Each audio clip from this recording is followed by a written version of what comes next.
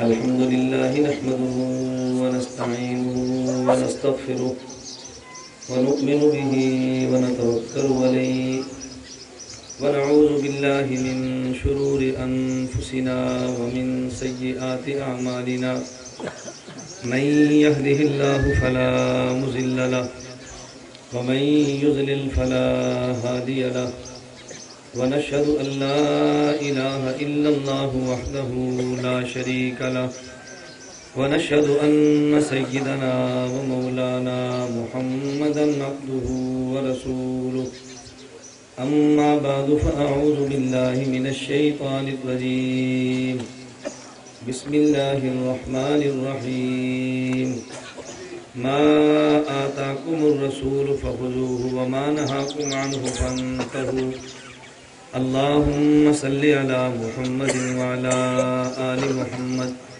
كما صليت على إبراهيم وعلى آل إبراهيم إنك حميد مجيد اللهم بارك على محمد وعلى آل محمد كما باركت على إبراهيم وعلى آل إبراهيم إنك حميد مجيد نام محمد سے دلوں کو سرور ملتا ہے، نام محمد سے دلوں کو سرور ملتا ہے، نگاہ فکر کو تازہ شعور ملتا ہے، نصیب کیسا بھی ہو واسطہ احمد کا دے کے، نصیب کیسا بھی ہو وسیلہ محمد کا دے کے، خدا سے جو بھی مانگے ضرور ملتا ہے۔ میرے نہایت واجب الاحترام بزرگوں، مسلک اہل سنت والجماعت سے تعلق رکھنے والے نوجوان دوستوں اور بھائیوں، سماعت فرمانے والی میری نہایت قابل صد احترام ماں اور بہنوں، ہمارے آج یہاں جامعہ خدیجۃ الکبریٰ للبنات چمن کوٹ کے مدرسے میں ختم بخاری کے عنوان پر یہ جلسہ منعقد ہوا ہے۔ ہمارے ہاں درس نظامی کے نصاب میں ایک کتاب صحیح بخاری ہے جو پڑھائی جاتی ہے، کتب اور بھی ہیں، لیکن ہمارے درس نظامی کے اعتبار سے عموماً اس کتاب کو سب سے آخر میں پڑھایا جاتا ہے، اور کسی عالم یا عالمہ کے فاضل ہونے کی علامت یہ ہوتی ہے کہ اس نے فلاں فلاں کتاب حتیٰ کہ صحیح بخاری کو بھی مکمل پڑھا ہے۔ ہمارے دیوبند کے مدارس میں ایک نصاب مردوں کے لیے ہے اور ایک نصاب خواتین کے لیے ہے۔ ہمارے یہاں تعلیم کا اہتمام ہر دو طبقوں کے لیے ہے۔ صحیح بخاری کی ایک آخری حدیث وہ ہے کہ جو طلباء کے لیے اور مردوں کے لیے ہے، اور صحیح بخاری کا ایک نصاب وہ ہے جو خواتین اور بچیوں کے لیے ہے۔ طلباء کے لیے نصاب کی آخری حدیث الگ ہے اور بچیوں کے لیے نصاب کی آخری حدیث الگ ہے۔ اور اللہ کا نظام اور اللہ کی شان دیکھے کہ اس وقت ہم حضرت امام اعظم ابو حنیفہ رحمۃ اللہ علیہ کے جو مقلدین ہیں، حضرت امام بخاری کی صحیح بخاری کو پڑھتے اور پڑھاتے بھی ہیں، اور اگر یہ دعویٰ کیا جائے تو بے جا نہ ہوگا کہ جس قدر صحیح بخاری کو ہمارے مدارس میں پڑھایا جاتا ہے، اس قدر دنیا بھر کے کسی اداروں میں صحیح بخاری کو مکمل نہیں پڑھایا جاتا۔ اور صحیح بخاری کے نصاب کا وہ حصہ جو طلباء کا ہے یا جو طالبات کا ہے، دونوں حدیثیں ان کا متن ہو یا سند، دونوں تائید ہمارے مسلک اور ہمارے موقف کی کرتی ہیں۔ ایک حدیث کی سند ہوتی ہے اور ایک حدیث کا متن ہوتا ہے۔ سند اور متن کسے کہتے ہیں؟ راوی جو واسطے بیان کرتا ہے کہ یہ حدیث میں نے فلاں سے سنی، یہ فلاں سے سنی، یہ فلاں سے سنی، ان واسطوں اور راویوں کو سند کہتے ہیں۔ اور وہ جو آخر میں بات کہتا ہے کہ میں نے یہ سنی یا میں نے دیکھا، اس بات کو حدیث کہتے ہیں۔ میں اس کی مثال دیتا ہوں۔ مثلا ہمارے ہاں طلباء کے نصاب کی آخری حدیث ہے، اس میں حضرت امام بخاری رحمۃ اللہ علیہ فرماتے ہیں وَبِي قَالَ حَدَّثَنَا أَحْمَدُ بْنُ إِشْكَابٍ قَالَ حَدَّثَنَا مُحَمَّدُ بْنُ فُضَيْلٍ عن عمارة بن القعقاع عن ابی زرعة عن ابی ہریرہ قال قال رسول اللہ صلی اللہ علیہ وسلم کلمتان حبیبتان الی الرحمن خفیفتان علی اللسان ثقیلتان فی المیزان سبحان اللہ و بحمدہ سبحان اللہ العظیم۔ اب اس حدیث میں ایک سند ہے اور ایک متن ہے۔ یہ جو امام بخاری فرماتے ہیں کہ مجھ کو بتایا احمد بن اشکاب نے یا اشکاب نے، ان کو بتایا محمد بن فضیل نے، ان کو بتایا عمارہ بن کاکا نے، ان کو بتایا ابو زرع نے، ان کو بتایا حضرت ابو ہریرہ نے رضی اللہ عنہ، یہ سند ہے۔ اور آخر میں حضرت ابو ہریرہ نے کیا بتایا کہ نبی کریم صلی اللہ علیہ وسلم فرماتے ہیں کہ دو کلمات اللہ کو بڑے محبوب ہیں، زبان پہ بڑے ہلکے ہیں، میزان پہ بڑے وزنی ہیں، وہ کلمات یہ ہیں سبحان اللہ و بحمدہ سبحان اللہ العظیم۔ اب دیکھو ایک سند ہے اور ایک متن ہے۔ اسی طرح امام بخاری رحمۃ اللہ علیہ وہ حدیث مبارک جو بیان کرتے ہیں اور طالبات اور بچیوں کے نصاب کی آخری حدیث ہے، حضرت امام بخاری رحمۃ اللہ علیہ فرماتے ہیں بابی قال حدثنا عبداللہ بن یوسف قال اخبرنا مالک عن عبد الرحمن بن القاسم عن ابی عائشہ رضی اللہ تعالی عنہا قالت آتبنی ابو بکر وجعل یطعننی بیدہ فی خاصرتی ولا یمنعنی من التحرک الا مکان رسول اللہ صلی اللہ علیہ وسلم وراسہ علی فخذی۔ اس میں حضرت امام بخاری ایک سند بیان کرتے ہیں اور ایک متن بیان کرتے ہیں۔ ایک حدیث کی سند ہوتی ہے اور ایک حدیث کا متن ہوتا ہے۔ اتنی بات تو سمجھ آ گئی ہے نا؟ چونکہ علمی بیان میں عوامی زبان میں لانے کی کوشش کرتا ہوں۔ جو بات میں نے کہنی ہے ابھی تک آپ کا ذہن وہاں تک نہیں گیا، تو جب میں وہاں لے کر جاؤں گا تو آپ کو پتہ چلے گا کہ میں نے بات کیا کہنی ہے۔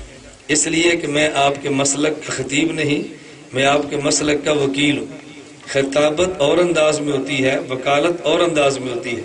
ہم مسلک کی خطابت نہیں کرتے، مسلک کی وکالت کرتے ہیں۔ اور جس طرز پہ میں انشاءاللہ العزیز آپ حضرات کی خدمت میں گفتگو کروں گا، ہمارا بیان سریلا تو نہیں ہوتا، لیکن اللہ کا فضل ہے کبھی کبھی جوشیلا ضرور ہوتا ہے۔ آج میں جوشیلا بھی نہیں کروں گا، صرف سمجھانے کی آپ کو کوشش کروں گا۔ اللہ کرے جو بات میں سمجھانا چاہتا ہوں وہ آپ کو سمجھا دوں، اور بات سمجھ آئے تو پھر حق جل مجد ہمیں قبول کرنے کی توفیق عطا فرمائے۔ ایک حدیث کی سند اور ایک حدیث کا متن، یہ جو عموماً ہمارے یہاں معروف ہے کہ حدیثوں کی تعداد اتنی ہے، فلاں محدث 4 لاکھ کا حافظ، فلاں محدث 10 لاکھ کا حافظ، یہ احادیث باعتبار متن کے نہیں ہیں، باعتبار سندوں کے ہیں۔ اور جو متن حدیث ہے اس کی تعداد ایک روایت 4000 کی ہے، ایک 10,000 کی ہے، اور آخری روایت 50,000 کی ہے۔ 50,000 سے زیادہ احادیث کے متن نہیں ہے، لیکن جب ایک روایت کو نقل کرنے والے 10 صحابہ ہوں، محدثین کہتے ہیں 10 حدیثیں ہیں، ایک روایت کو 50 نقل کریں تو کہتے ہیں جی 50 ہیں۔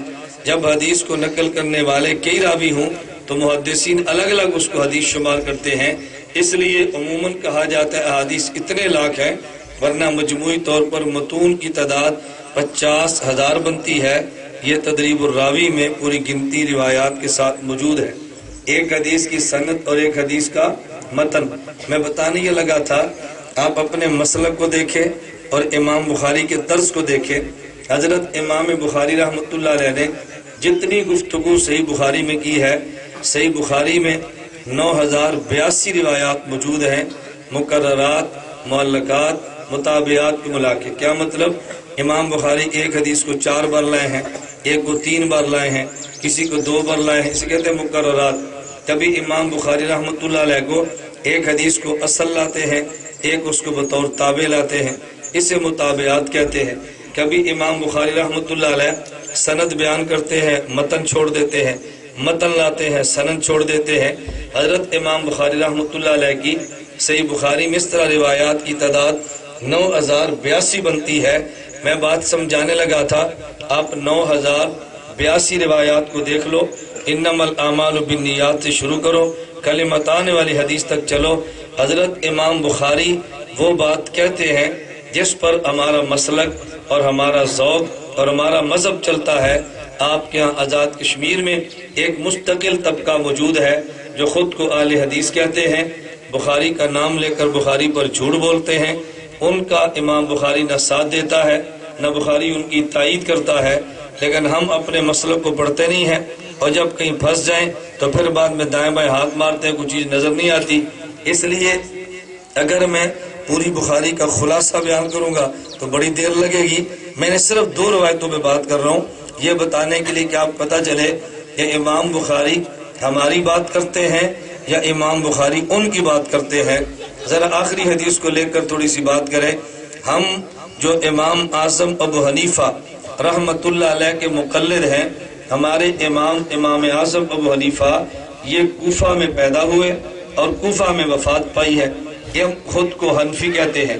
جو لوگ ہمارے اوپر اعتراض کرتے ہیں ان کا ایک اعتراض یہ ہوتا ہے کہ دیکھو جی ہم مدینہ کی بات کرتے ہیں اور یہ حنفی کوفہ کی بات کرتے ہیں، یہ پہلے کوفے کی بات کرتے ہیں اور پھر مدینہ کی بات کرتے ہیں۔ میں نے کہا ہم سے پوچھو تو صحیح، ہم نے کوفہ اور مدینہ کی بات کیوں کی ہے؟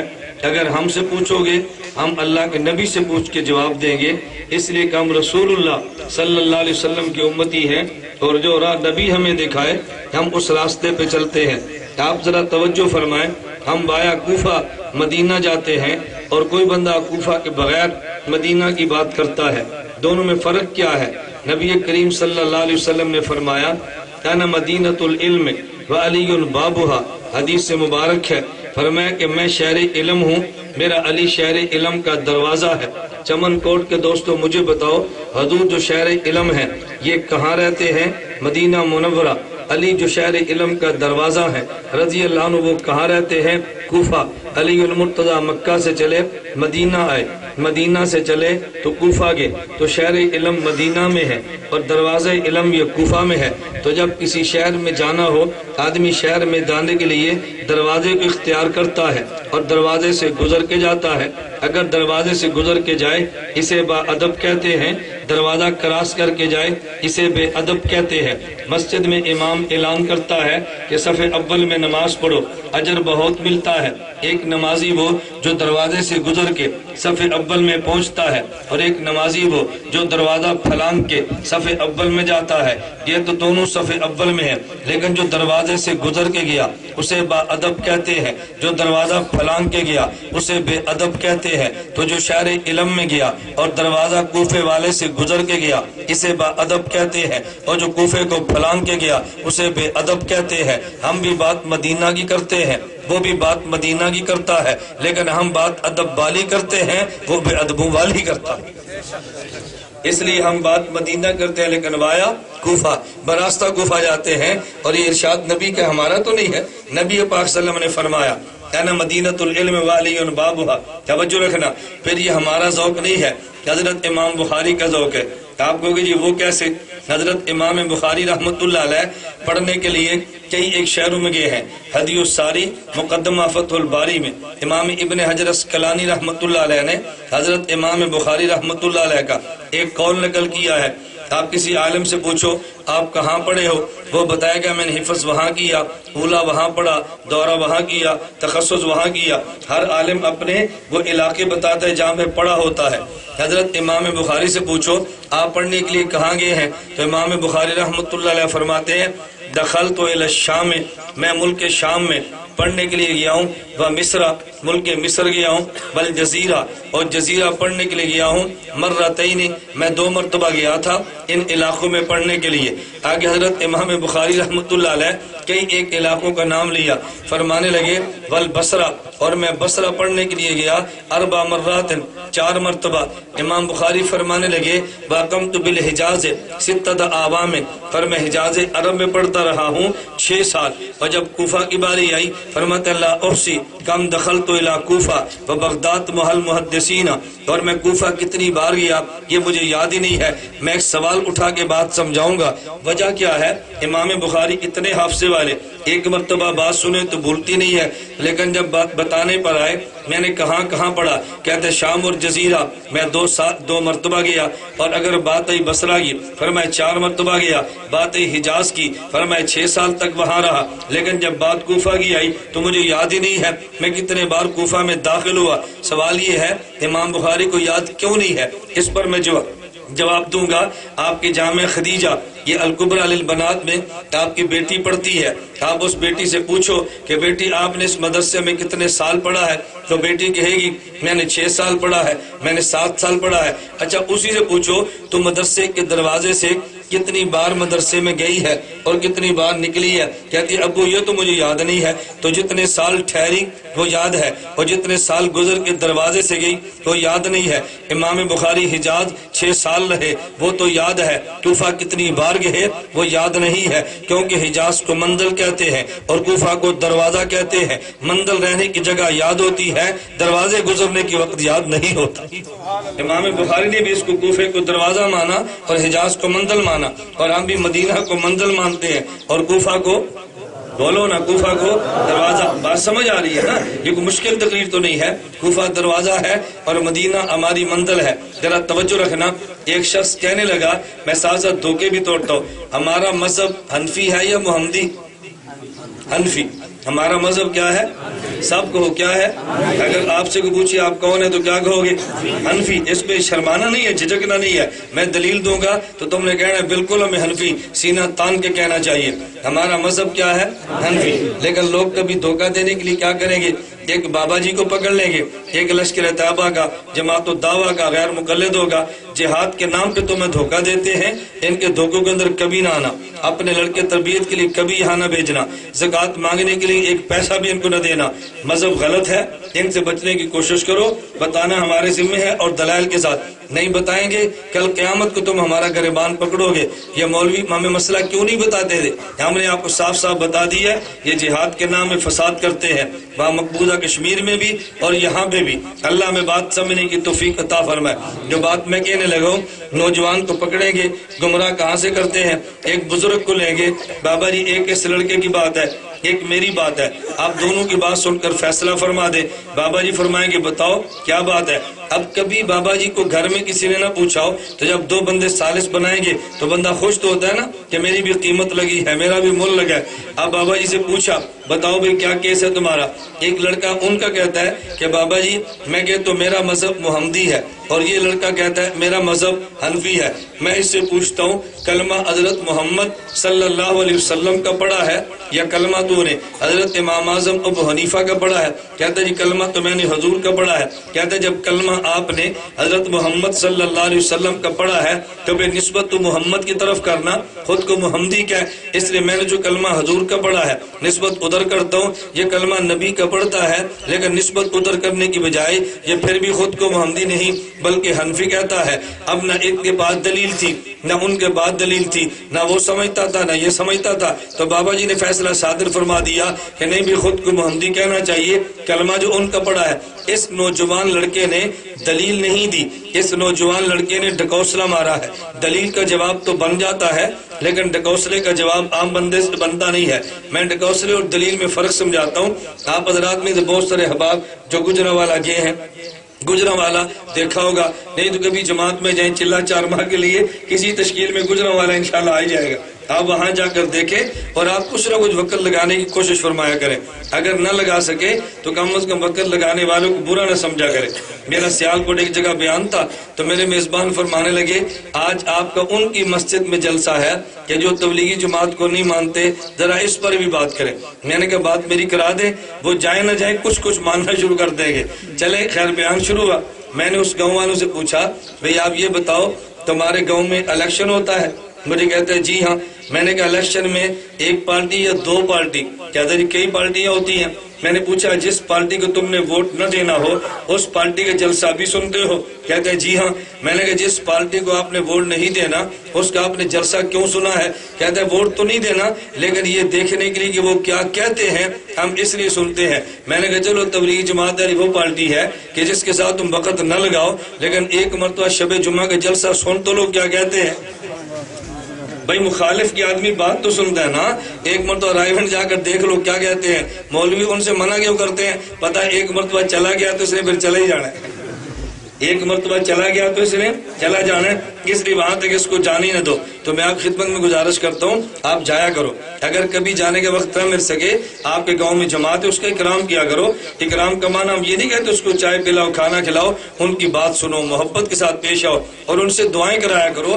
اللہ کے راستے میں چلنے والے بندے کی اللہ بڑی دعائیں قبول کرتا ہے، ان سے دعائیں کرایا کرو۔ دعا کرانے میں تو حرج نہیں ہے نا، اتنا لمبا لمبا سفر کر کے درباروں پہ جاتے دعائیں کرانے کے لیے، تو جو آپ کے گھر اللہ والا ہے اس سے دعا کیوں نہیں کراتے؟ اللہ میں بات سمجھنے کی توفیق عطا فرمائے۔ خیر ذرا بات سمجھنا، میں بات سمجھا رہا تھا، گجرانوالہ میں ٹانگے گھوڑے بہت ہیں۔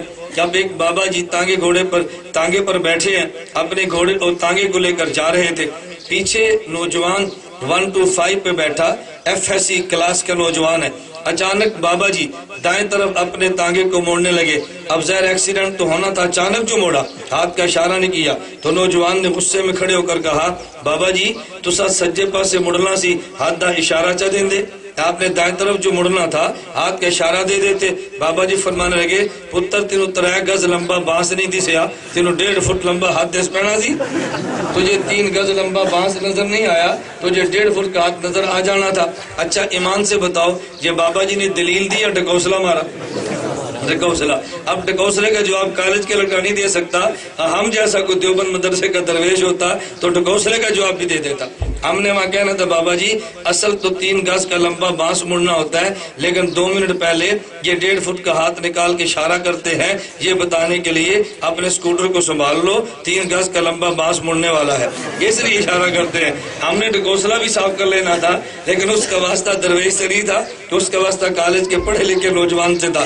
اللہ میں بات سمجھنے کی توفیق دے۔ اس نوجوان نے ڈکوسلا کیا مارا؟ جی کلمہ جب حضور کا پڑھتے ہیں تو خود کو محمدی کہنا چاہیے۔ میں نے کہا نہ اس کو مطلب معنی سمجھ آیا، نہ بابا جی کو سمجھ آیا، اس لیے کیس بھی غلط ہوا اور فیصلہ بھی غلط ہوا۔ توجہ رکھنا، عربی زبان میں ایک لفظ منزل ہے اور ایک لفظ مذہب ہے۔ منزل عربی زبان میں اس جگہ کو کہتے ہیں جہاں پہ پہنچنا ہو، اور مذہب اس جگہ کو کہتے ہیں جہاں سے گزرنا ہو۔ مذہب کا معنی راستہ ہے اور منزل کا معنی ٹھکانہ ہوتا ہے۔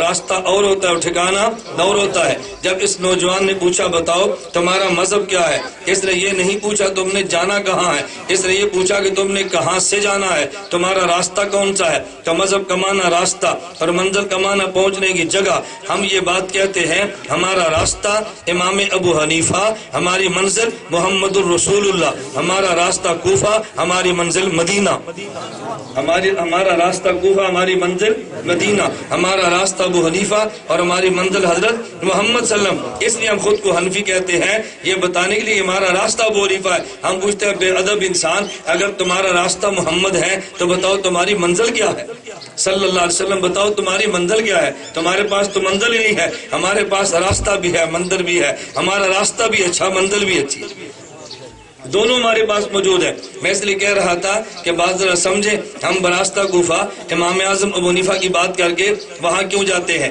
خیر میں بات سمجھا رہا تھا، حضرت امام بخاری رحمۃ اللہ علیہ کی اس آخری حدیث سے ہماری تائید کیسی ہوتی ہے، توجہ رکھنا۔ حضرت امام بخاری سند لائے، وبی قال حدثنا احمد بن اشکابہ قال حدثنا محمد بن فضیل عن عمارۃ بن القعقاع عن ابی زرعہ عن ابی ہریرہ قال قال رسول اللہ صلی اللہ علیہ وسلم۔ اب یہ قال رسول اللہ، یہ رسول اللہ صلی اللہ علیہ وسلم تو مدینہ منورہ میں نا، حضرت ابو ہریرہ رضی اللہ تعالیٰ عنہ یہ دو مدینہ منورہ والے، یہ جو پہلے ہیں یہ کون ہے؟ وبی قال حدثنا احمد بن اشکابہ، یہ کون ہے؟ یہ مدینہ والا ہے نہ، بالکل غلط ہے، یہ مدینے میں نہیں رہتے تھے۔ محمد بن فضیل یہ مدینے میں نہیں تھے، عمارہ بن قعقاع یہ مدینے میں نہیں تھے، حضرت ابو زرع یہ مدینے میں نہیں تھے۔ اسماء الرجال کی ساری کتابیں اٹھا کے دیکھ لو تمہیں ملے گا، احمد بن اشکاب یہ بھی کوفی ہے، محمد بن فضیل یہ بھی کوفی ہے، عمارہ بن قعقاع یہ بھی کوفی ہے، اور حضرت ابو زرع یہ بھی کوفی ہے۔ رسول اللہ صلی اللہ علیہ وسلم یہ مدنی ہے،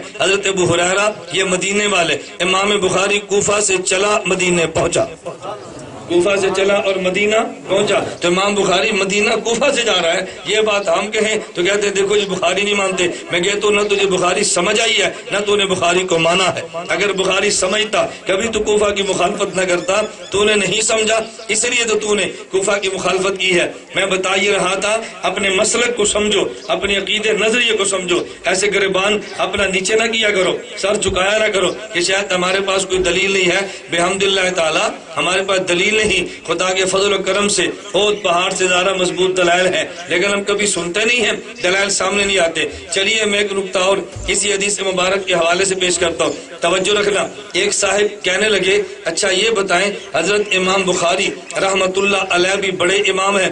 میں نے کہا جی بالکل بڑے امام ہیں۔ حضرت امام اعظم ابو حنیفہ رحمت اللہ علیہ بھی بڑے امام ہیں؟ میں نے کہا جی بالکل بڑے امام ہیں۔ پھر تم حضرت امام اعظم ابو حنیفہ کی تقلید تو کرتے ہو، حضرت امام بخاری رحمت اللہ علیہ کی تقلید کیوں نہیں کرتے؟ تم حضرت امام ابو حنیفہ کو امام مانتے ہو، حضرت امام بخاری کو محدث تو مانتے ہو، اپنا امام کیوں نہیں مانتے؟ میں نے کہا وجہ یہ ہے حضرت امام بخاری بھی مدینہ تک لے کر جاتے ہیں، حضرت امام ابو حنیفہ بھی مدینہ تک لے کر جاتے ہیں، لیکن دونوں میں فرق یہ ہے ایک مدینہ تک لے جانے میں دیر کرتے ہیں اور ایک مدینہ تک لے جانے میں جلدی کرتے ہیں۔ ہم اس لیے امام ابو حنیفہ کے مقلد ہیں، ہم عشاق مدینہ ہیں، ہم عشاق بولو نا عشاق۔ تمہیں دلیل کا پتہ نہیں اس لیے تمہیں صحیح بولا نہیں جا رہا نا، اس کا جوڑ کیا ہے اور میں دلیل بتاؤں گا تو پھر بات سمجھ آئے گی نا۔ ہم حضرت امام بخاری کی بجائے امام ابو حنیفہ کے مقلد کیوں ہیں؟ اس لیے کہ ہم عشاق مدینہ ہیں۔ مجھے بتاؤ اگر آپ کے یہاں باغ شہر سے فلائٹیں نہیں چلتی، لیکن میں مثال دے رہا ہوں، اگر باغ شہر سے کوئی جہاز اڑے اور مدینہ منورہ لے کر جائے اور آپ نے مدینہ منورہ جانا ہے، ایک جہاز یہاں سے مدینہ منورہ 5 گھنٹے میں پہنچائے اور ایک جہاز یہاں سے مدینہ منورہ 1 گھنٹے میں پہنچائے، آپ کس جہاز پہ جانا پسند کرو گے؟ کیوں؟ کیوں؟ عاشق مدینہ ہے۔ کیوں؟ عاشق مدینہ ہے، مدینے کا عاشق کا دل کرتا ہے میں جلدی پہنچوں، اس لیے ہم 5 گھنٹے والا جہاز نہیں 1 گھنٹے والا جہاز لیتے ہیں، ہم نے مدینہ جلدی جانا ہے۔ حضرت امام بخاری بھی مدینہ لے کر گئے، امام ابو حنیفہ بھی مدینہ لے کر گئے، لیکن امام بخاری کی رفتار آہستہ ہے، امام ابو حنیفہ کی رفتار بہت تیز ہے۔ حضرت امام بخاری سٹاپ زیادہ کرتے ہیں، امام ابو حنیفہ نان سٹاپ چلتے ہیں۔ آپ کو کہ جی وہ کیسے؟ ہم نے امام بخاری سے کہا ہمیں مدینہ لے چلو، امام بخاری فرماتے ہیں چلو مدینہ چلتے ہیں۔ ہم نے سے بخاری کھول لی تو امام بخاری فرمانے لگے وَبِي قَالَ حَدَّثَنَا أَحْمَدُ بْنُ أَشْقَابَ قَالَ حَدَّثَنَا مُحَمَّدُ بْنُ فُضَيْلٍ عن عمارة بن القعقاع عن ابی زرعہ عن ابی ہریرہ۔ کتنے واسطے آئے؟ 5۔ قال قال رسول اللہ، ہم نے بابا جی سے کہا مدینہ منورہ جانا ہے، امام ابو حنیفہ ہمارے بابا جی فرمان لگے عن ابی حنیفہ عن انس بن مالک قال قال رسول اللہ، عن ابی حنیفہ عن عبداللہ بن انیس قال قال رسول اللہ، عن ابی حنیفہ عن عبداللہ بن ابی اوفا قال قال رسول اللہ، عن ابی حنیفہ عن واصلہ بن الاسقى قال قال رسول اللہ، عن ابی حنیفہ عن عائشہ بنت عجرت قالت قال رسول اللہ۔ امام بخاری کا سفر زیادہ ہے، ابو حنیفہ کا راستہ کم ہے، ہم عشاق مدینہ ہیں۔ ہم کون ہیں؟ عشاق مدینہ۔ اور یہ وہ ہے کہ جو مدینے جانا ہی نہیں چاہتا۔ ایک ہے نا بندہ دیر سے جائے، غیر مقلد وہ جو مدینے جانا ہی نہیں چاہتا۔ دیر سے جانا تو بڑے دور کی بات ہے نا، میں تمہیں کون سا رونا رہوں گا، تمہیں پتہ جو نہیں ہے۔ اگر تمہیں میری بات پر یقین نہ آئے، کل تم جاؤ لشکر طیبہ جماعت الدعوہ کسی اہل حدیث مولوی کے پاس جاؤ، جا کر مسئلہ پوچھنا، مذہب ایک مسئلہ تو بتاؤ، مدینہ منورہ سے ویزا آ گیا ہے، 2000 ریال تنخواہ لگے گی، ہم مدینہ جا سکتے ہیں؟ اس نے کہنا بیٹا بالکل جا سکتے ہو، حلال مال کمانا ثواب ہے، خواہ مکہ میں ہو خواہ مدینہ میں ہو، فوراً فتویٰ جاری کرے گا۔ پھر کل جا کر پوچھو کہ جی میں مدینہ منورہ جانا چاہتا ہوں، پوچھو کس لیے؟ وہ پوچھے کس لیے؟ آپ کو جی حضور کا روزہ دیکھنے کے لیے۔ اس نے کہا نا حضور کے روزے کی نیت سے جانا شرک ہے، یہ سفر نہ کرنا۔ عجیب بات ہے، ریال کمانے کے لیے جائز ہے اور حضور کا روزہ دیکھنے کے لیے جانا شرک ہے۔ دیوبند والے کہتے ہیں ریال کمانے کے لیے مدینہ جانا جائز ہے اور روزہ دیکھنے کے لیے مدینہ جانا ثواب ہے۔ روزہ دیکھنے کے لیے مدینہ جانا جائز، تو پھر کہہ دینا وہ ریال والا ہے، ہم مدینے کے روزے والے ہیں۔ وہ کون ہے؟ ریال والا، ہم کون ہیں؟ مدینہ کے روزے والے۔ ہمارا تعلق مدینہ کے روزے سے ہے۔ یہ میں تمہیں کیسے سمجھاؤں، تم جا کر دیکھ لو، میری بات کو تنقیدی نگاہ سے سنو۔ یہ جھوٹ بولنے کے لیے کبھی تنظیم بنائیں گے اور اس میں لکھا ہوگا تاریخ دفاع حرمت رسول کے نام پہ، حرمت رسول پہ جان بھی قربان ہے، لمبے لمبے بینر لگائیں گے اور ان بینروں پہ مدینہ منورہ مسجد نبی کی تصویر ہوگی، کھجور کی تصویر بنی ہوگی، لیکن نبی کے روزے کی تصویر نہیں ہوگی۔ آپ دیوبند کی کتابیں دیکھ لینا، مکہ مکرمہ کعبہ کی تصویر بھی ہوگی اور روزہ کی تصویر بھی ہوگی، ادھر روزے کی ہوگی۔ مدینہ منورہ وہاں کھجور کی تصویر ہوگی، روزے کی نہیں ہوگی۔ پھر مان لینا تو روزے والا، وہ کھجور والا۔ کھجور کا مطلب پیسے، کھجور کا مطلب کیا ہے؟ پیسے۔ ہم روزے والے اور وہ کھجور والا، ریال والا۔ میں اس لیے گزارش کر رہا تھا، حضرت امام بخاری کی آخری حدیث دیکھیں تو بھی ہماری بات کرتے ہیں۔ حضرت امام بخاری رحمۃ اللہ علیہ کا آپ طالبات کے نصاب کی آخری حدیث دیکھیں تب امام بخاری ہماری بات کرتے ہیں۔ آپ کو جی وہ کیسے؟ میں بڑی اختصار سے بات کہہ رہا ہوں، توجہ رکھنا۔ حضرت امام بخاری رحمۃ اللہ علیہ کتاب النکاح میں آخری حدیث لائے۔ حدیث اور سبق وہ حضرت شیخ پڑھائیں گے، بچیاں بھی پڑھیں گی، آپ بھی سنیں۔ میں اپنے طرز پہ نقطے پیش کر رہا ہوں۔ امام بخاری کہتے کیا ہے؟ حضرت امام بخاری رحمۃ اللہ علیہ نے پہلے ترجمہ الباب میں 2 مسئلے بیان کیے۔ بابن قول الرجل لصاحبہ هل آرستم اللیلۃ، نمبر دوسرا مسئلہ تان الرجل ابنتہ فی الخاسرۃ عند العتاب۔ یہ 2 مسئلے بیان کیے، توجہ رکھنا۔ میں دیکھتا ہوں امام بخاری ہماری بات کیسے کرتا ہے۔ مسئلے 2 بیان کیے۔ نمبر 1 قول الرجل لصاحبہ هل آرستم اللیلۃ، کیا کوئی بندہ اپنے دوست سے پوچھ سکتا ہے کہ رات تم گھر والوں کے پاس گئے تھے؟ دوسرا مسئلہ تان الرجل ابنتہ فی الخاسرۃ عند العتاب، کیا باپ اپنی بیٹی کو سزا دے سکتا ہے؟ یہ 2 مسئلے بیان کیے، لیکن حضرت امام بخاری رحمۃ اللہ علیہ نے مسئلے 2 بیان کیے، حدیث 1 لائے ہیں، 2 حدیثیں لائے نہیں۔ جب مسئلے 2 تھے تو حدیثیں 2 لانی چاہیے تھی، مسئلے 2 حدیثیں 1 لائے۔ حدیث کون سی لائے ہیں؟ امی عائشہ رضی اللہ تعالی عنہا فرماتی ہیں، یہ واقعہ لمبا ہے، امام بخاری نے کئی ایک مقامات پہ ذکر کیا ہے۔ واقعے کا خلاصہ کیا ہے؟ نبی پاک صلی اللہ علیہ وسلم جہاد میں گئے، امی عائشہ رضی اللہ عنہا کو حضور پاک ساتھ لے گئے۔ امی عائشہ رضی اللہ تعالی عنہا کے گلے کا ہار تھا، وہ کسی جگہ گرا اور گم ہو گیا۔ صحابہ تلاش کرنے لگے، وہ ہاتھ ملا نہیں۔ رسول اکرم صلی اللہ علیہ وسلم تشریف فرما ہے، امی عائشہ بھی تشریف فرما ہے، صحابہ ہار کو تلاش کر رہے تھے۔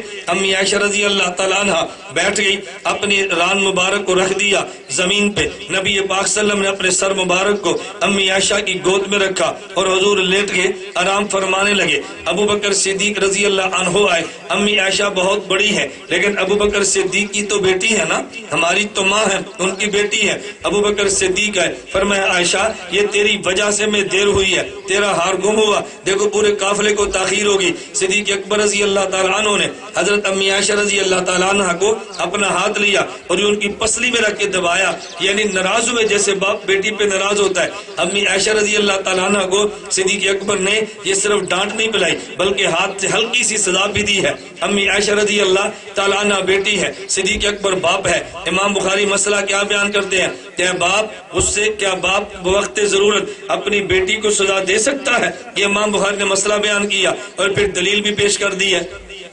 اس دلیل پر مسئلے تو کئی کہنے والے ہیں لیکن میں آخری حدیث کا درس نہیں دے رہا، میں صرف ایک نقطے پیش کر رہا ہوں۔ آپ دیکھیں امی عائشہ کتنی بڑی ہے، امی عائشہ کتنی بڑی ہے، نبی پاک صلی اللہ علیہ وسلم کی بیوی ہے، نبی پاک صلی اللہ علیہ وسلم کی، لیکن جتنی بھی بڑی ہوں ابو بکر صدیق رضی اللہ تعالی عنہ کی تو بیٹی ہے نا۔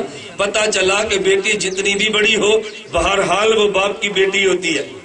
میں نے حفظ کیا ہے، میں عالمہ بنی ہوں، میں فاضلہ بنی ہوں، ہمیں اعتراض نہیں ہے، لیکن باپ کے لیے تو بیٹی ہے نا۔ میں عالم بنا، میں فاضل بنا، بھئی باپ کے لیے تو بیٹا ہوں نا۔ ہماری بہت بڑی کوتاہی کیا ہے، ڈاکٹر بنے تو ہم سمجھتے ہیں کہ باپ بھی مجھے ڈاکٹر صاحب کہے، ہم سمجھتے ہیں شیخ الحدیث بنے تو ماں بھی کہ شیخ صاحب آؤ۔ بھئی ماں کے لیے تو بیٹا ہے، باپ کے لیے تو بیٹی اور بیٹا ہے نا۔ ماں باپ سے توقع رکھنا کہ مجھے یوں کہیں، یہ بالکل ادب کے خلاف ہے۔ امی عائشہ رضی اللہ تعالیٰ عنہ بہت بڑی ہے لیکن ابو بکر صدیق رضی اللہ تعالیٰ عنہ کی جو بیٹی ہے۔ اب دیکھو امی عائشہ رضی اللہ تعالیٰ عنہ کے سامنے 2 ہیں، ایک ابو بکر صدیق رضی اللہ عنہ جو باپ ہے، ابو بکر صدیق رضی اللہ عنہ جو والد ہے، نمبر 2 حضور پاک صلی اللہ علیہ وسلم جو امی عائشہ کے خامد ہے۔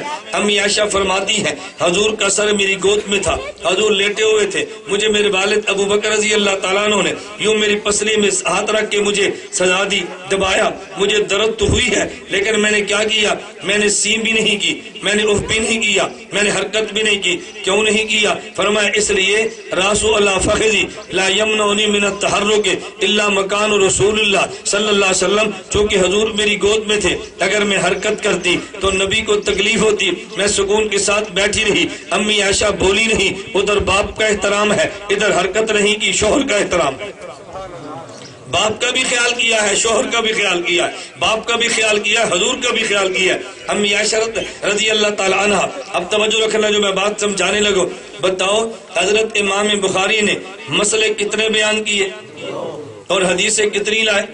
ایک مسئلے پر حدیث لائے اور ایک پر حدیث نہیں لائے۔ بہت سے لوگ کہتے ہیں اس لیے نہیں لائے کہ امام بخاری کو اپنی شرطوں کے مطابق حدیث ملی نہیں ہے۔ ہم نے کہا شرطوں کے مطابق نہ ملی ہو، لیکن یہ تو طے ہے کہ حدیث نہیں لائے۔ یہ موقف ہمارا ہے کہ جب آپ مفتی سے مسئلہ پوچھے تو مفتی کا دل کرے مسئلہ بتا کر حدیث بھی بتائے، اور مفتی کا دل کرے تو مسئلہ بتائے حدیث نہ بتائے۔ مفتی کے ذمہ حدیث بتانا نہیں ہے۔ لوگ کہتے ہیں نہیں ہر مسئلے پہ حدیث ہوگی تو مانیں گے، نہیں ہوگی تو نہیں مانیں گے۔ میں کہتا ہوں پھر تو بخاری کا نام لینا چھوڑ دینا، پھر بخاری کو نہ مان۔ بخاری مسئلہ لائے اور حدیث بھی لائے ہیں، اور ایک مسئلہ لائے تو حدیث نہیں لائے۔ یہ موقف ہمارا ہے کہ محدث کا جی چاہے مفتی کا دل کرے مسئلے پر حدیث پیش کرے اور دل کرے حدیث پیش نہ کرے۔ اس لیے کبھی مفتی سے مسئلہ پوچھے دلیل نہ مانگا کرے، دلیل کا مطالبہ نہ کرے۔ مفتی کے ذمہ دلیل دینا نہیں ہے، مسئلہ بتانا ذمہ ہے، چاہے تو دلیل دے دے اور چاہے تو دلیل نہ دے۔ بخاری ایک مسئلے پہ دلیل دیتے ہیں اور ایک پر دلیل نہیں دیتے۔ ہر مسئلے پہ حدیث مانگنا یہ ذوق بخاری نہیں ہے، اور ہر مسئلے پہ حدیث نہ دینا یہ ذوق بخاری ہے۔ ہم بخاری والے ہیں، تم بخاری کا نام لے کر بھی جھوٹ بولتا ہے۔ بخاری والے تو ہم ہیں۔ مفتی کا جی چاہے تو دلیل پیش کرے، چاہے تو دلیل پیش نہ کرے۔ میں تو دلیل سے بات کہہ رہا ہوں۔ اچھا اگلی بات سمجھے، امی عائشہ رضی اللہ تعالیٰ عنہ نبی ہے؟ اس کا ایک کو بات کرو، ایک کو بات کرو۔ امی عائشہ رضی اللہ عنہ نبی ہے؟ بولو۔ حضرت ابو بکر صدیق رضی اللہ عنہ نبی ہے؟ کون ہے؟ بولو نا، صحابی کون ہے؟ حضرت ابو بکر صحابی، امی عائشہ رضی اللہ تعالیٰ عنہ صحابیہ۔ توجہ رکھنا، مسئلے کا پتہ چلا، امام بخاری نے مسئلہ بیان کیا تو دلیل میں اللہ کے نبی کو پیش نہیں کیا، دلیل میں صدیق کو پیش کیا ہے۔ امام بخاری نے مسئلہ بیان کیا تو دلیل میں نبی کو پیش نہیں کیا، دلیل میں صدیق کو پیش کیا ہے۔ پتہ چلا کہ جس طرح مسئلے میں دلیل کے طور پہ نبی حجت ہے، دلیل کے طور پہ صحابی بھی حجت ہے۔ جس طرح دلیل میں نبی حجت ہے، صحابی بھی حجت ہے۔ جو شخص کہتا ہے نہیں صحابہ حجت نہیں ہے، نبی حجت ہے، وہ بخاری والا نہیں ہے۔ بخاری والا وہ ہوگا جو نبی کو بھی دلیل مانے اور صحابی کو بھی دلیل مانے۔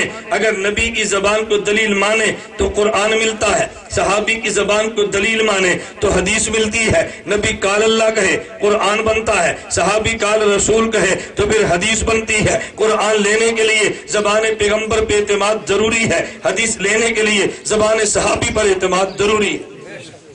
نبی پاک حجت ہے یا نہیں؟ اور صحابی یہ کس کا موقف ہے؟ امام بخاری کا۔ تو جو ہمارا موقف وہی بخاری کا نا، تو آپ کیسے کہتے ہو بخاری ہمارا نہیں ہے؟ بخاری تو ہمارا ہے۔ میں اس لیے بتا رہا تھا امام بخاری رحمۃ اللہ علیہ نے مسئلہ بیان کیا تو دلیل بیان نہیں کی، اور ایک مسئلہ بیان کیا تو دلیل دے دی ہے۔ پھر دلیل میں نبی کو پیش کرنے کی بجائے حضرت امام بخاری رحمۃ اللہ علیہ نے صحابی اور صحابیہ کو پیش کیا۔ پتہ یہ چلا کہ دلیل کے طور پہ نبی ہو تو بھی حجت، اور دلیل کے طور پہ صحابی ہو تو بھی حجت۔ تو میں بتا یہ رہا تھا اگر نصاب کی آخری حدیث دیکھ لو تو بھی ہماری، اگر آخری حدیث ادھر دیکھو تو بھی ہماری، دونوں نصاب ہمارے مطابق بات کرتے ہیں۔ چلیے میں ایک چھوٹا سا نقطہ اور عرض کرتا ہوں، ذرا توجہ رکھنا۔ حضرت امی عائشہ رضی اللہ تعالی عنہ، حضرت ابو بکر صدیق رضی اللہ تعالی عنہ، یہ بھی پیغمبر کی لاڈلی، وہ بھی پیغمبر کی لاڈلے، انہوں نے بھی نبی کا خیال کیا، انہوں نے بھی نبی کا خیال کیا۔ آپ کو کہ جی کیسے؟ جب غار میں گئے ہیں تو گود صدیق کی ہے، سر اللہ کے نبی کا ہے، اور جب سفر جہاد میں گئے ہیں تو گود عائشہ کی ہے اور سر اللہ کے نبی کا ہے۔ حضور کے لیے دونوں کی گود یہ راحت کا سبب بنی ہے، اور جب صدیق کی گود ہے ادھر سانپ نے ڈسا ہے تو صدیق حرکت نہیں کرتے، گود میں نبی کا سر ہے۔ ادھر حضرت صدیق رضی اللہ عنہ نے اپنی بیٹی عائشہ کو مارا ہے، لیکن اس کے باوجود بھی کسی درجے میں سزا ہو، اس کے باوجود بھی امی عائشہ حرکت نہیں کرتی، چونکہ گود میں سر اللہ کے نبی کا موجود ہے۔ پھر ایک نقطے پہ غور کرنا، آج تیرے اسکولوں کے باہر لکھا ہوتا ہے مار نہیں پیار، مار نہیں پیار، مار نہیں پیار۔ میں نے کہا غلط جملہ ہے، ہم یہ نہیں کہتے، ہم کہتے ہیں پیار پلس مار۔ پیار پلس سمجھتے ہو نا؟ تم سب انگریزی دان ہو تو مولویوں کو انگریزی نہیں آتی۔ لوگ کہتے ہیں، میں وہاں جدہ میں تو میرا ایک بیان تھا، ایک شخص نے چڑھ دی کہ ذاکر نائک علماء حق میں کیا فرق ہے؟ میں نے کہا جو سرچ اور ریسرچ میں فرق ہے۔ کہتا جی سمجھ نہیں آئی۔ میں نے کہا کیسا انگریزی دان ہے تو؟ کیسا انگریزی دان ہے؟ ذاکر نائک انگریزی پہ رش کرتے ہو، ہمارا جملہ تمہیں سمجھ نہیں آتا۔ میں نے کہا جو سرچ اور ریسرچ میں فرق ہے وہ علماء اور ذاکر نائک میں فرق ہے۔ کہتا یہ نہیں سمجھ آئی۔ میں نے کہا مثال دوں گا پھر تمہیں سمجھ آ جائے گی۔ عالم کو دلیل دیتے ہیں اور غیر عالم کو مثال دیتے ہیں۔ میں نے کہا چلو میں تمہیں مثال دے دیتا ہوں۔ کہتا جی دے۔ میں نے کہا ساتھ اتحاد، یہ بہت بڑا وہاں جدے میں ایک بہت بڑا اتحاد کے نام پہ اسٹیڈیم ہے جہاں پہ رات کو فٹ بال کھیلتے ہیں۔ میں نے کہا رات کو فٹ بال جب کھیلیں تو بڑی بڑی لائٹیں لگی ہیں، یہ ان لائٹوں کا نام کیا ہے؟ کہتے جی سرچ لائٹیں۔ میں نے کہا کیوں لگی ہے؟ کہتے تاکہ رات کی تاریکی ختم ہو جائے اور روشنی آ جائے۔ میں نے کہا مجھے بتاؤ فٹ بال کھیلتے ہوئے اگر ایک پلیئر ایک جگہ سے گیند لے اور چلتے چلتے جب گول کرنے لگے تو کوئی بچہ اسی وقت یہ بٹن کو آف کر دے اور لائٹ کو جو سرچ لائٹ دی اس کو بجھا دے اور پھر اس کو آف کر کے آن کرے، اسے کیا کہیں گے؟ کہتے ہیں ریسرچ۔ پہلے آن تھی پھر اس کو آف کیا پھر آن کیا، کیا کہ یہ کہتے ہیں ریسرچ۔ میں نے کہا سرچ لائٹ کو ریسرچ کرنے سے بتاؤ کھیل ٹھیک ہوتا ہے خراب ہوتا ہے؟ کہتے جی خراب ہوتا ہے۔ میں نے کہا جس طرح کھیل لگی ہو اور سرچ کو ریسرچ کرے تو کھیل خراب ہوتی ہے، تو جس مسئلے پہ 1400 سال کے فقہاء نے سرچ کر دی ہے اسے ریسرچ کرے تو شریعت خراب ہوتی ہے۔ ہم سرچ والے ہیں، وہ ریسرچ والا ہے۔ ہم کون ہیں؟ سرچ والے، اور وہ کون ہے؟ ریسرچ والا۔ کہتا جی آج گال سمجھ آئی۔ میں نے پتر تو سنی ہی آج، جب سنا آ جائے تو آج ہی سنو گے نا۔ لوگ پوچھتے ہیں ذاکر نائک کے بارے میں کیا رائے ہے؟ میں نے کہا میری رائے کیا ہے؟ وہ ڈاکٹر بھی ہے، وہ ذاکر بھی ہے، وہ نائک بھی ہے۔ اب کیا رائے دینی ہے؟ نہیں سمجھ آئی؟ وہ ڈاکٹر بھی ہے، ذاکر بھی ہے اور نائک بھی ہے۔ اب اس پہ کیا رائے دینی ہے؟ نام سے چیز واضح ہو جاتی ہے۔ ہمارے گھر میں مہمان ہے تو ہمارے گھر والوں نے بڑے مخصوص قسم کے چاول بنائے اور مجھے انہیں بڑے شوق سے پیش کیے۔ میں نے کھا تو لیے، میں نے کہا آج کے دن میرے لیے کافی ہے۔ کہتے کیوں؟ میں نے کہا اس پہ مرچ ڈلی ہے۔ کہتے مرچ نہیں ہے، یہ شملہ مرچ ہے۔ میں نے کہا ہے تو پھر بھی مرچ نا، نہیں سمجھے؟ کوئی شملہ بھی ہو، یہ آگے جو مرچ لگی ہوئی ہے۔ میں نے کہا ڈاکٹر بھی ہے، ذاکر بھی ہے اور نائک بھی ہے۔ اب اس پر میں کیا تبصرہ کروں گا؟ اس کا نام ہی بتا رہا ہے کہ دال میں کچھ کالا کالا ہے۔ ساتھی کہتے جی پھر؟ میں نے کہا ڈاکٹر بھی MBBS ہے، ڈاکٹر بھی PhD نہیں ہے۔ PhD ڈاکٹر کا کام تحقیق ہوتا ہے، MBBS ڈاکٹر کا کام مثانے اور معدے کو چیک کرنا ہوتا ہے۔ مسئلہ چیک کرنا ہو لفافے میں ڈالو ہمیں دو، پیشاب چیک کرانا ہو تھیلی میں ڈالو ذاکر نائک کو دو، اس کا کام وہ ہے، ہمارا کام یہ ہے۔ بعض لوگ پریشان ہیں، مولانا کیسی بات کرتے ہیں؟ میں نے کہا وہ صحابہ پہ تنقید کرے تمہیں تکلیف نہیں ہوتی، میں اس پہ تنقید کروں تمہیں تکلیف ہوتی ہے؟ بھائی تنقید کا دروازہ تو اس نے خود کھولا ہے نا، خود کھولا ہے۔ ہم دبئی میں تھے، ایک مسئلے پر گفتگو شروع ہو گئی تو مجھے ایک ساتھی کہنے لگا کہ جی ذاکر نائک تو بہت بڑا آدمی ہے، آپ اس پہ تنقید کرتے ہیں۔ میں نے کہا فاروق اعظم رضی اللہ عنہ چھوٹے آدمی ہیں؟ کہتا نہیں۔ میں نے کہا ان پہ ذاکر نائک تنقید کرے تو تم کہتے ہو تحقیق ہے، اور میں اس پہ تنقید کروں تو تحقیق کیوں نہیں؟ یہ دروازہ اس نے کھولا ہے، اب جب دروازہ کھول دیا اس سے ہم نے بھی گزرنا ہے نا، نہیں سمجھے؟ یہ جو دروازہ اس نے بنایا تنقید کرنے والا، جس سے کوئی اور بھی گزرے گا، یا تنقید کرنا چھوڑ دو یا تنقید سہنے کی ہمت کرو۔ لوگ تنقید کرتے شوق سے ہیں، تنقید کہنے کی ہمت نہیں کرتے۔ میں خیر کہہ رہا تھا سکول کے باہر کیا لکھا ہوتا ہے؟ مار نہیں، ہم کیا کہتے ہیں؟ پیار پلس مار، مار جمع پیار، مار جمع پیار۔ ہم کہتے ہیں مار میں حرج نہیں ہے لیکن مار پیار والی ہو۔ مار کون سی ہو؟ پیار والی مار ہو۔ میں اس کی مثال دیتا ہوں، 6 ماہ کی بیٹی ہو نا آپ کی، 6 ماہ کی بیٹی یا 6 ماہ کا بیٹا، آپ آج اس کے گھر جا کے تجربہ کرنا، 6 ماہ کے بچے کو آپ غصے سے یوں کریں نا وہ رو پڑتا ہے، اور پیار سے چپت بھی مارے وہ ہنس پڑتا ہے۔ 6 ماہ کا بچہ بھی سمجھتا ہے کہ یہ مار پیار والی ہے یا مار پیار والی نہیں ہے۔ آپ تجربہ کر کے دیکھ لیں، 6 ماہ کا بچہ بھی سمجھتا ہے۔ ہم بچے والے ہیں، بچوں والے ہیں، ہمیں بڑی اچھی طرح اس کا تجربہ ہے کہ اولاد کیسے اس پر چلتی ہے۔ ہمارا موقف کیا ہے؟ مار پلس پیار۔ آپ کو دلیل کیا ہے؟ دلیل ہم سے سنو۔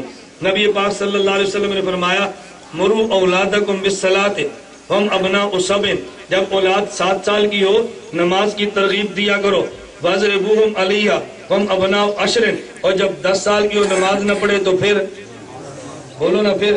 لیکن یوں نہیں جیسے جانور کو مارتے ہیں، یوں جیسے انسان کو مارتے ہیں. انسان کی مار اور ہوتی ہے، جانور کی مار اور ہوتی ہے، محبت والی مار. میں بتا رہی تھا ہم نے کہاں سے سیکھا. امام بخاری فرماتے ہیں آتبنی ابو بکر، امی عائشہ فرماتی ہیں دیکھو میرے والد صدیق نے مجھے ڈانٹا ہے. میں مدرسے میں پڑھنے والی بچی سے کہتا ہوں عالمہ بن گئی، فاضلہ بن گئی، دورہ حدیث کر لیا. عام عورت کو باپ ڈانٹے وہ محسوس کرے تو بات سمجھ آتی ہے، تجھے ڈانٹے اور تو محسوس کرے ہمیں سمجھ میں نہیں آتی. یہ جتنی بڑی ہو عائشہ سے چھوٹی ہے، باپ جتنا بھی چھوٹا ہو تو صدیق سے چھوٹا، باپ جتنا بھی بڑا ہو صدیق سے چھوٹا ہے، اور تو جتنی بھی بڑی ہو تو صدیقہ عائشہ سے چھوٹی ہے. اگر صدیق صدیقہ کو ڈانٹ سکتا ہے تو تیرا باپ بھی تجھے ڈانٹ سکتا ہے. حیرت کی کون سی بات؟ ایک باپ ہو جس نے تجھے جنا اور ایک باپ ہو جو شوہر کا خامد ہے. سسر کی حیثیت بھی تو باپ کی ہوتی ہے نا. ہم کبھی کبھی واقعہ سنتے ہیں تو بڑا ہمیں افسوس ہوتا ہے. میں آپ کو ایک مشورہ دے کر بات ختم کرتا ہوں. اگر آپ کے گھر میں کبھی کوئی مسئلہ پیدا ہو تو خود حل کرنے کی بجائے علماء سے رجوع کیا کریں. مسئلہ جس طرح پیدا ہوا ایسے ہی ختم ہو جائے گا، جس طرح پیدا ہوا ایسے ہی ختم ہو جائے گا. مسئلہ پیدا ہوتا ہے خود حل کرتے ہیں، پھر مسئلہ حل نہیں ہوتا. اس پر میں ایک واقعہ سنا کے بات ختم کرتا ہوں. فیصلہ آباد ایک نوجوان نے تبلیغی جماعت میں 4 ماہ لگائے، داڑھی رکھ لی، پگڑی آ گئی، لباس سنت کے مطابق ہو گیا. اس کی خواہش آئی کہ میں نکاح کسی عالمہ سے کروں، میرے گھر کا ماحول سدھرے. مدرسے میں آیا بڑی عقیدت کے ساتھ، عالمہ مانگی، انہوں نے نکاح کروا دیا. اب 2-3 ماہ گزرے، عالمہ کے علم نے جوش مارنا شروع کیا. اس نے کہا دیکھو مجھے الگ مکان لے کر دو. اس نے کہا کیوں؟ کہتی ہے میرا شرعی حق ہے، مجھے الگ مکان لے کر دو، میرا شرعی حق ہے. اس نے کہا بندی خدا میں تو تجھے اپنی ماں کے لیے لایا، اپنی بہنوں کے لیے، اپنی بھابھیوں کے لیے، الگ مکان میں چلے گئی، ان کی تربیت کون کرے گا؟ کہتی ہے ساری باتیں ٹھیک ہے، بہرحال الگ مکان میرا شرعی حق ہے، یہ میرا تقاضا میں کر سکتی ہوں، میرا حق ہے. وہ آدمی سمجھدار تھا، جماعت کے ساتھ کیا بات سمجھ آئی تھی. خود مسئلہ حل کرنے کی بجائے پھر مدرسے گیا کہ یہ طوفان کھڑا ہوا اب کیا کریں. مدرسے والوں نے حل دیا. انہوں نے کہا بھائی تو ایسا کر، اس کو گھر جا کر کہہ دے کہ میں تجھے الگ مکان بنا کے دیتا ہوں، اپنی ماں، اپنی بہنوں اور بھابھیوں کے لیے ایک نئی دلہن لے آتا ہوں، کیونکہ میں نے ان کو بھی تو ٹھیک کرنا ہے نا. تجھے الگ مکان دیتا ہوں، ان کے لیے میں الگ دلہن لاتا ہوں. جب کہا نا تیرے لیے میں الگ مکان بنا کے دلہن لاتا ہوں، فوراً کہنے لگی تو میرے اندر کمی ہے، میرے اندر کمی ہے، کیوں تو دوسری بیوی کرتا ہے؟ اس نے کہا تیرے اندر کوئی کمی نہیں ہے، میرا شرعی حق ہے. جیسے میرے مکان میں کمی نہیں ہے، تیرا شرعی حق ہے، تیرے اندر کمی نہیں، میرا شرعی حق ہے. اب وہ عالمہ صاحب کا علم ٹھنڈا پڑ گیا. اس نے کہا میں اپنا چھوڑتی ہوں تو اپنا چھوڑ دے. اب دیکھو مسئلے کا حل نکلا ہے نا، لیکن کب نکلا؟ جب علماء سے پوچھا. میں اس لیے آخری گزارش کر رہا ہوں کبھی مسئلہ پیدا ہو تو رجوع کن سے کرو؟ علماء سے کرو گے، مسائل حل ہوں گے. علماء سے نہیں کرو گے مسائل پیدا ہوں گے. اس لیے ہمارا کام مسائل کو پیدا کرنا نہیں ہے، مسائل کو حل کرنا ہے. اس کے لیے اپنے مدارس سے تعلق رکھو، بچیاں بچے مدرسوں بھیجو، علماء سے مضبوط رابطہ رکھو. اللہ ہم سب کو شریعت کے مطابق اپنی زندگی گزارنے کی توفیق عطا فرمائے. سامعین کی خواہش ہے ترک رفع دین، ترک قرات خلق الایمان اور 20 طرح پر مختصر بات فرمائیں. میں اس خواہش کو پورا کرنا میرے بس میں نہیں ہے. اگر شروع میں اس خواہش کا اظہار فرماتے تو میں پورا گھنٹہ اسی پہ بیان کر دیتا. مجھے کیا فرق پڑتا تھا؟ اس کی وجہ یہ ہے کہ جب گاڑی ایک سٹاپ پہ لیٹ چلے نا پھر شام تک وہ لیٹ ہوتی چلی جاتی ہے. میرا ایک بیان باغ شہر میں ہے، ایک بیان پھر آگے ہے میرا. اگر اس میں لیٹ ہوا تو اگلے بیان سارے لیٹ ہوں گے. اور ہماری عادت ہے ہم اپنے میزبان کو کبھی پریشان نہیں کرتے. ان حضرات نے ہمیں فرمایا تھا 11:30، ہم آگے 10:30، 1 گھنٹہ پہلے پہنچ گئے تاکہ یہ میزبان پریشان نہ ہو. تو ہماری خواہش ہوگی اگلا میزبان بھی پریشان نہ ہو.